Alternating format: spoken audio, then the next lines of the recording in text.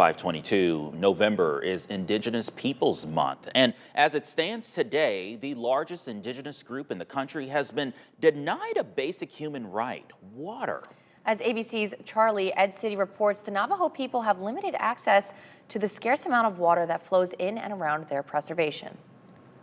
After serving 21 years as a United States Marine, Kyle Lewis recently returned to his roots in the Southwest on the Native American reservation known as the Navajo Nation, or Dinepiqueya, to those who call it home. You travel around the world, you see a lot of different countries, you meet a lot of different people, and they talk about America being very, privileged. Lewis says there's a strong veteran community on the reservation. Many of the Diné or Navajo people enlisting in the military to protect our country. We have to protect our homeland, and it includes America, all of America. But after coming back with his 3 children, Lewis couldn't help but notice the similarities between the third world countries where he was deployed and the Navajo reservation, particularly the lack of access to clean water. I'm back here on the reservation doing the same exact thing I was doing, in the Middle East. Lewis says those living on the reservation have to plan their days around trips to the nearest water pump just to get clean water. 35 minutes there, you fill up your tanks and then you drive 35 minutes back.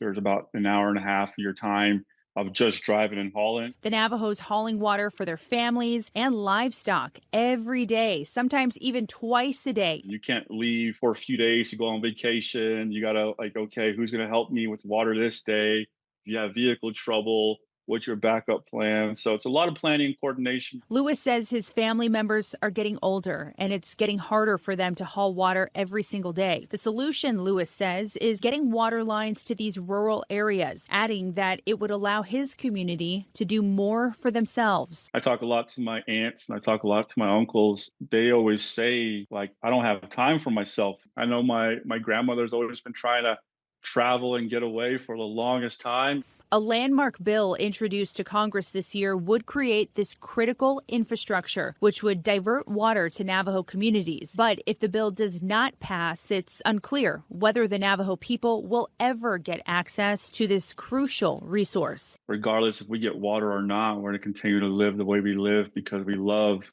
our animals, we love our history, we love our culture. It's going to be a part of us forever. To learn more, you can tune into ABC's latest podcast, Reclaimed, the Lifeblood of Navajo Nation, which follows the history of oppression and exclusion that kept the Navajo Nation from their water. Listen right now on your favorite podcast app. Charlie Ed-City, ABC News, Houston.